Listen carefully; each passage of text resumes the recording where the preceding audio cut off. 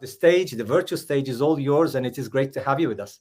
Okay, wonderful. All right, so thank you everybody for joining today. So as Ilker said, my name is Kenneth. I am super excited to be back at CMX this year.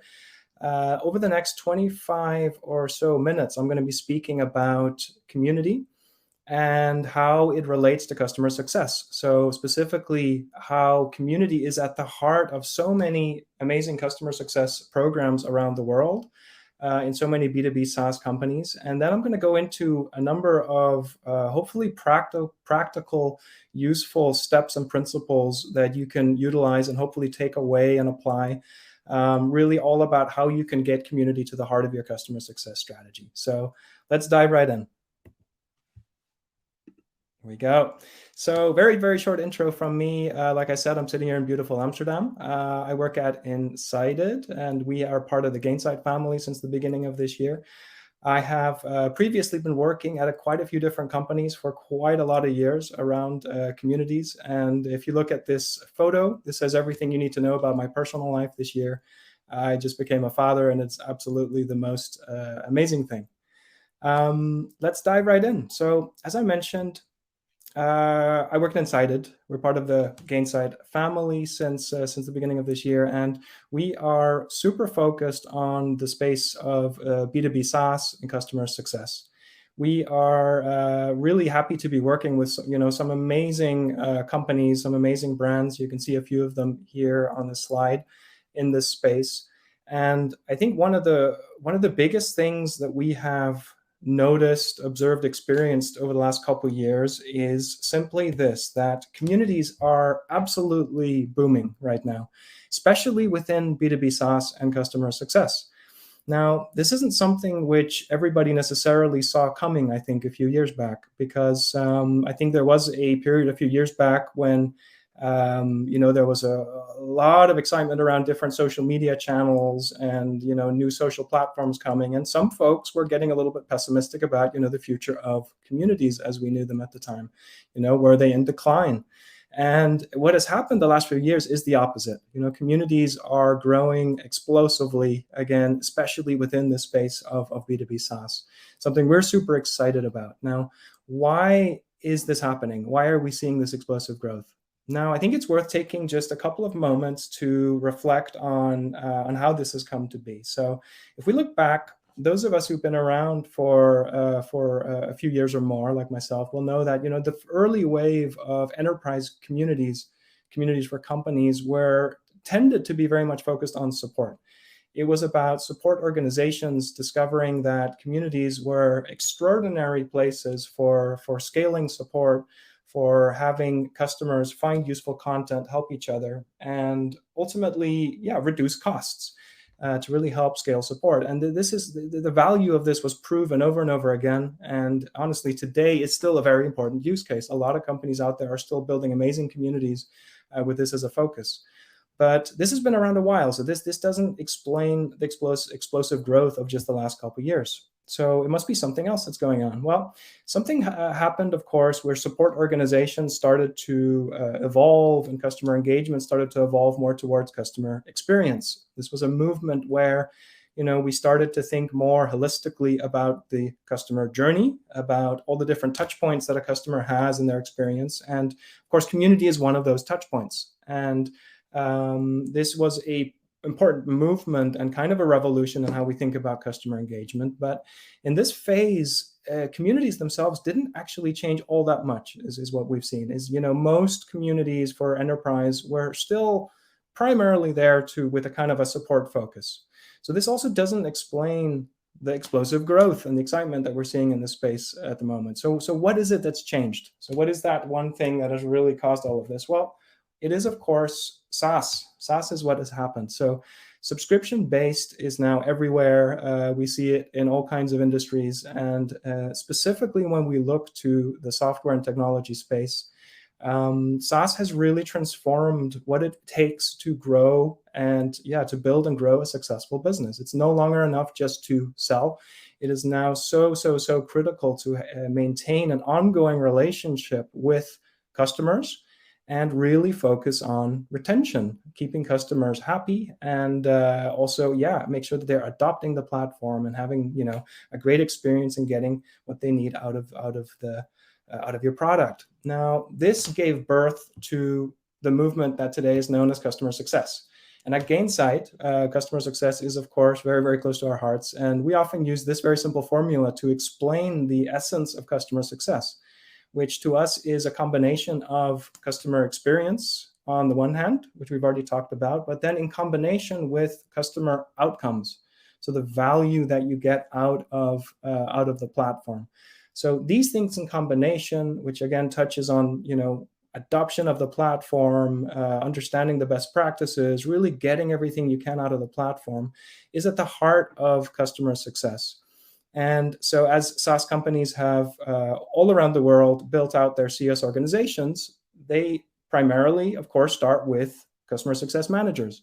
This has been the birth of a beautiful new discipline that I've also worked in the last few years. Really enjoyed that, where customer success managers go out and work with customers directly and ensure that they are having the experience, great experience, but also adopting the platform, learning, getting value, getting the outcomes they want, right? So as SaaS companies all around the world have been doing this, and as they then grow, there is one question that always comes up, inevitably. Every single organization starts to face this question, and that is, how do we scale? How are we going to scale this over time? And you can, of course, hire more CSMs. You can also have more customers per CSM. And these are both very good and valid things to do, and are probably going to be part of the plan for most SaaS organizations. But it's not going to be enough. When you're really growing, you cannot just continue to scale linearly only by doing these two things. So SaaS leaders start to think about other ways to scale. And of course, they start to think about what you can do in the digital sphere. They start to think about the challenge of scaling, and they also start to think about other kinds of challenges. So, for example, there may be some great digital resources available, but that experience is often fragmented. They might be missing an effective one-to-many communication channel, or really needing to manage product feedback in a more effective way. So, as SaaS leaders look to these challenges and look for ways to address it, you get into this amazing world of digital CS, where there is automation and emails, but more and more it becomes obvious that community can play an extraordinarily important role in helping to address a lot of these challenges. One more principle that's really at the heart of everything that we do with community and customer success is this next one, where I know when I was working as a CSM with customers from all kinds of segments, one of the most common questions I got was this: hey, great that we have a CSM, you guys are great, great that we have support. But what I really want to do is I want to talk to somebody that's in a similar situation to me. I want to learn from others like me. And this, of course, goes right to the heart of what community is. And this is, one, I think, the most essential points for why community is just becoming so important for customer success teams around the world. So I've just touched on a few themes and a few challenges that are driving this. And, basically what we are seeing is that if you look to B2B SaaS companies today and customer success organizations, community is increasingly that top strategic priority. It is so important. And what that means in essence for a customer success approach is this: that you have on the one side your CRM, you have your CS platform, and that's going to be the place where your employees are going to log in and do their work.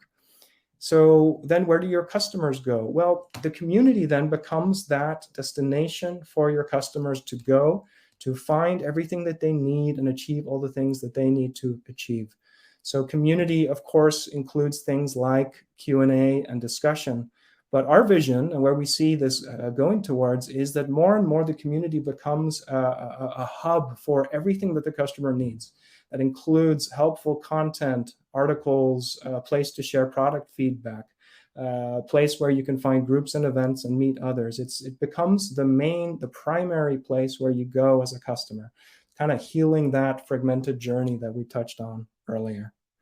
So this in a nutshell is kind of a description of how we see community becoming such an important part of customer success. So let's look at what this means in a little bit more detail. So, in practice, how do we actually do this? How do we do this in more practical terms? We're going to highlight over the next few minutes 10 fundamental things that we observe that are really, really important to consider if you're starting a community program linked to customer success, or if you're already in the journey. Hopefully you're going to find some helpful takeaways here. So let's dive in. First of all, one of the first questions we get whenever we work with customers around building a community, often the first question is, hey, what kind of organization do I need? Do I need a team? Where does that team need to sit? Who do I need to hire?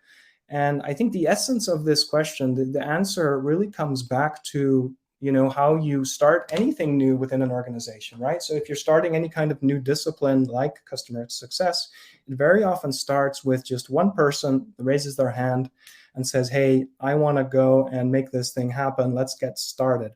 And community is no different. We typically see that a community program will start with just one person that increasingly will be somebody within customer success, but it doesn't have to be. It could be somebody sitting in product or marketing. In the beginning, it doesn't really matter that much where you're sitting, but just somebody that starts to dedicate their time to building out this program. You don't need to have all the answers for the org when you start. So that may be a dedicated role in the beginning, but it may not be a dedicated role. It may just be somebody that puts on that hat saying, hey, I'm going to start driving this. I'm going to start, driving this as a community manager. Now, as your program gets started and starts to evolve, naturally, there's going to be evolution and iteration. And then you're going to, of course, start to see creation of dedicated roles. If you didn't already have it, you can start to create dedicated roles. And over time, add more specialized roles. For example, you may find yourself wanting to create, specialized roles around content creation or around moderation or even around data or, the technical side, the operations side. We have customers that have teams of one. We have customers with teams of 20 or 30 people. So the key thing is that you don't have to solve everything from the start. Your community organization can grow organically. You can take small steps in that direction. Second thing, which we think is really helpful to keep in mind when you're starting, is to first, when you're building out your program, first look to what your priorities are within your CS organization, right? What are the pain points, the opportunities that are really top of mind for your organization? So, and then map those to the community use cases, right? So for example, on this slide, we have 5 of the most important use cases that we see for community when we're talking about customer success. So you could, for example, be in a situation where, from a CS perspective, your priority is, hey, we really need to scale our support work. We need to scale our support, and maybe we also really want to tackle our product feedback loop.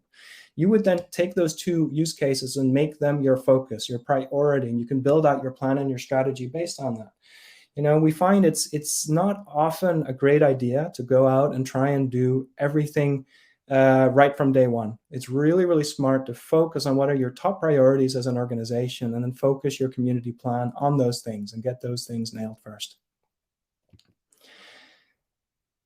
Next one, I already mentioned that, when you start out with a community program for customer success, it may start within the customer success team. It isn't necessarily the case. It could start also from product or marketing, but community is going to be an amazing opportunity to break down silos, because ultimately a community is going to touch all parts of the organization, especially these 3 fundamental teams.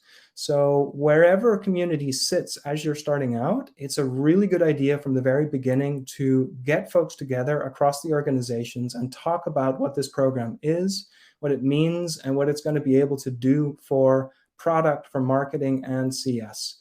It's a great opportunity to start breaking down those silos and then to build a working group, a collaboration, a group of folks, who are going to be advocating and championing this program across the company. Now, when it comes to the platform that you're going to choose, we're a little bit biased here, of course, but this is a kind of also a more general recommendation. we do think it's important when you're building a community for customer success to look to enterprise capabilities. And so I think what we mean by that is that you're going to want to have the flexibility to build out that customer hub that we've talked about, which is going to be really tailored to your audience and your product. You want to be able to create something that is really going to be right for you and your product and your audience. So you want that flexibility. And at the same time, you don't want to be worrying about the technology too much. You don't want to be, hosting and managing upgrades and dealing with a lot of, technical stuff. So we would recommend, definitely look towards a true SaaS enterprise platform where all the technical stuff is taken care of for you. And you can really focus on building out the community itself. In terms of capabilities, there is, of course, the core community capability of discussions and Q&A. But if you're looking to build out this hub, that's the heart of the journey for your customers, it's really good to think about what you're going to need over time. So for example, it's very powerful to be able to also host helpful content in the form of articles, to be able to highlight and host events and groups, and to be able to manage your feedback loop in a really effective way in your platform. So those are core capabilities that are going to be really potentially very important for you. And think also about integrations. Think about, are you going to be able to easily integrate your community to your tech stack? And are you going to be able to embed the content in your community in your application and other places like that? So main takeaway here, enterprise community capabilities are going to be important. Now, I already mentioned this theme that is something that we really believe in. It's a big part of our vision, which is to position, your customer success focused community as the central destination. It's the primary place where your customers can go to find what they need. So the community itself may be the place directly where you have, of course, Q&A and some documentation and a lot of other great stuff. And you may still have other resources as part of your ecosystem. You may have docs or, an LMS or, other resources, but you can make the community the heart of the journey. So the community is the main place where your customers go. And you can then, link out or integrate to your other platforms with, for example, a federated search or something like that, to bring that journey together and make it really cohesive. You'll see on the slide, there's a point here about connection to your CRM and CS tool. Now, that's something we emphasize as well. We think is really important, because when you have community as part of your customer success strategy, you're going to be able to get content and data from the community that you don't get anywhere else. So a couple of examples here, for example, is that the way and the extent to which your customers engage in the community is going to tell you something about their level of engagement generally. And it's really powerful to take that data, connect it to your CS tool, and enrich your customer health scores with that data. So you have another level of insight into how your customers are doing in terms of engagement. And then in terms of content on the community, one of the wonderful things is they're going to be talking about your product. They're going to be sharing what they think, what they feel. And that is content that you can feed into your CRM and your CS systems, put in front of your teams, and especially in front of your CSMs. Is going to give you insights that you otherwise wouldn't have. And very similarly with product feedback, specifically, any product ideas that they are creating or voting on, feed that back into your systems, get it in front of, product team and your CSMs, and you're going to have so much more insight than you would otherwise have. Now, when you build community for as part of customer success, you don't want the community to exist in a silo, right? So the community ideally really becomes integral to how you do customer success. So one of the things we highly recommend is to look through all of your playbooks and all of your processes and find the right places where you can integrate the community, where you can highlight what the community is and what it's doing. So a few examples here. So for example, when you're onboarding a customer into your product, also onboard, customer into community, highlight what the community is and what it can do for them. Highlight useful community content in various campaigns. And a really interesting one is to when you have an EBR, when you're actually meeting with customers face-to-face or one-to-one, highlight community engagement there as well, and start to blend that online and offline engagement with your customers. Now, this last point is so important. It really deserves a slide of its own. So we look at this possibility of blending online and offline. We can just look to what we're doing right here today. So I'm sitting here in Amsterdam joining this amazing CMX event. We have folks in person, and we have folks dialing in from all around the world. Now, this today feels like it's totally normal. It is the new normal. This is some of the stuff we have learned collectively over just the last few years since the epidemic, and it's really, really powerful. So when you have a community and you start to incorporate it as part of customer success, you can incorporate it with events like we're doing today, but also for those more direct CSM conversations and EBRs. Think about how your CSMs are going to be able to scale engagement with kind of weaving in customer roundtables, industry discussion groups as part of their conversations with customers. Kind of going back to that, important question from earlier, right? Like, so many customers want to connect with others like themselves. Well, community is going to arm your CSMs with an amazingly powerful way to make that happen. Now, this next one is, this pyramid is for segments is something a lot of us will have seen many times in different forms. And the thing we want to highlight here is that there is potentially a small pitfall when you start looking at community in terms of customer success, where you might think, okay, community is going to be the thing that we do for tech touch, for low touch, and, it's going to be, for those who don't have a CSM, and high touch is all going to be, super enterprise CSM. Now, that is not how we see it. That's not how we have experienced this, and it's not how our customers are tending to approach this. What we're finding is that community is incredibly important for all segments within a customer success approach. The nuance here is that there may be some emphasis, some difference in emphasis, where, for example, a tech touch segment, you may emphasize support and education a little bit more, simply because the community is the primary place for those customers to go for those use cases. And then on the other hand, with your most high touch customers, they may have an amazing dedicated, CSM and support capability. And so with those customers, you maybe are emphasizing the networking and the advocacy elements a little bit more. But the main takeaway here is, community is for all segments. It's really powerful, and it's going to be appreciated by everyone, all of your customers. Now, finally, we have this very important question of measurements. And this is a topic, of course, we could spend days talking about, and I'm only going to have a few seconds here today to talk about it. Now, it is really important to track what the community is doing as part of your customer success plan and report on that internally. We highly recommend that. And I think one of the most important things we wanted to share here is that you've connected your community plan to your core customer success ambitions, goals already, like we talked about earlier, and then to report on that value, really report on data points that demonstrate the value that community is having for your customer success plans. So whatever use case you're focusing on, so some examples here from some of our case studies, we have, for example, Mixpanel that have looked at how community engagement influences retention. Beautiful data point. And Cognite, who have looked at product ideas and how much of the amazing feedback they get on communities actually being developed. These are just examples of really powerful value-focused metrics that our customers are reporting. So if you're interested in this kind of stuff, we highly recommend going to our site and looking at some of the other case studies we have. We have a lot of these. They're really great to read.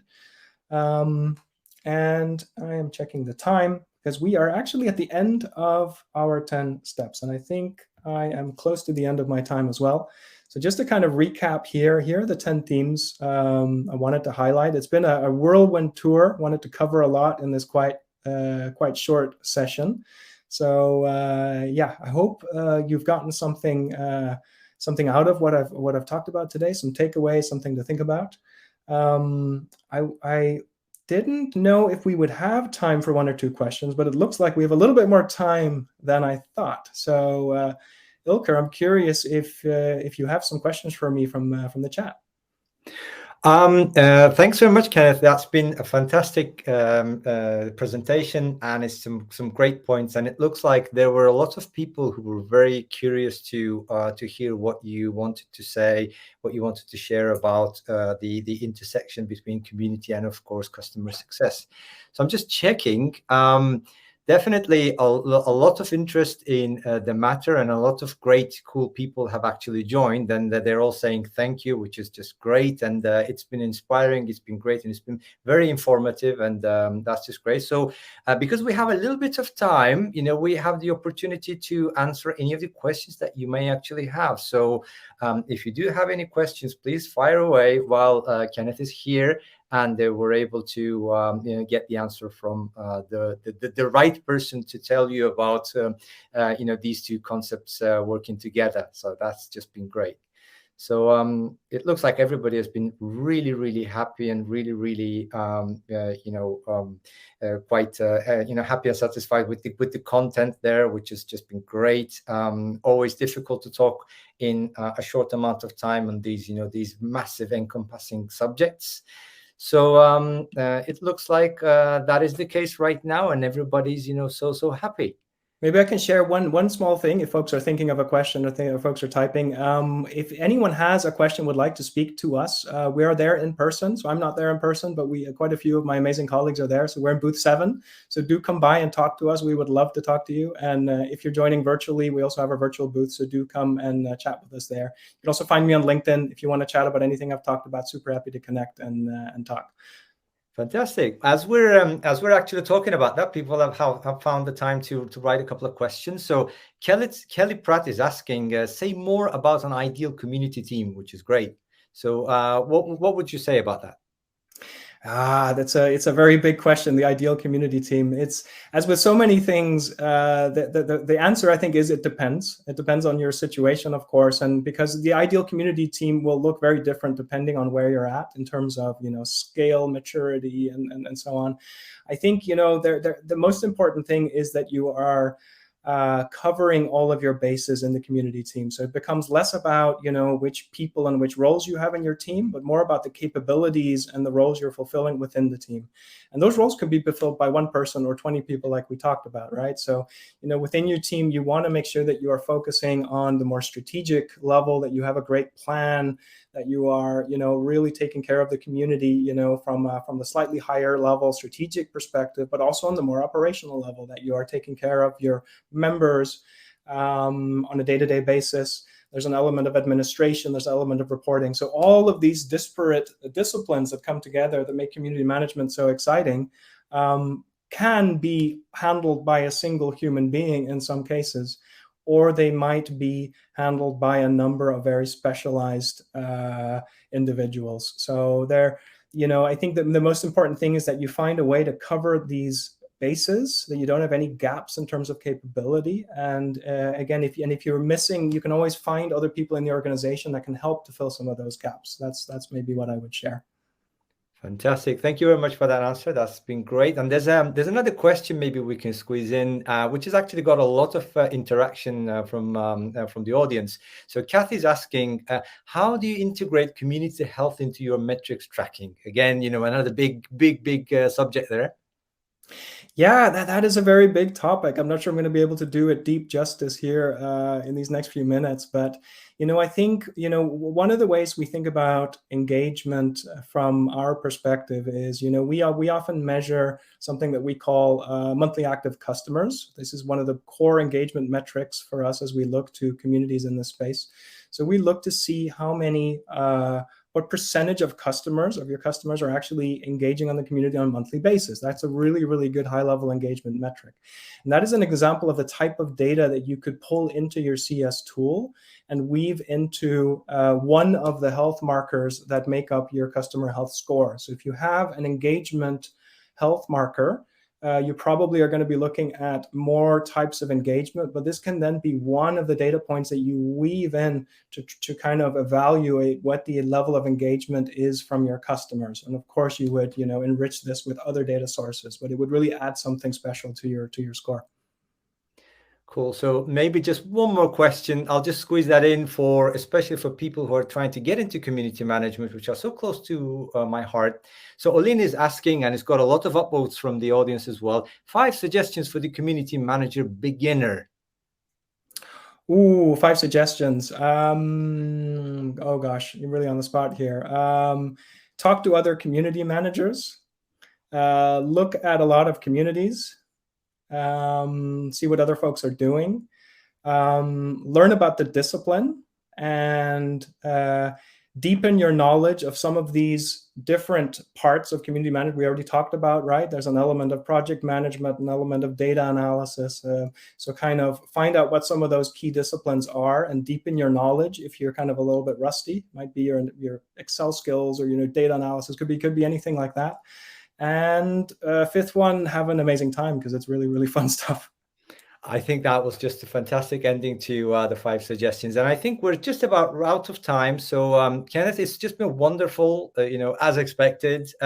Certainly, the things that you've shared have been just absolutely so valuable for everyone, including myself. Thank you very much for sharing all of these. And, thanks for participating. Thanks for being here. And everyone, thanks for joining.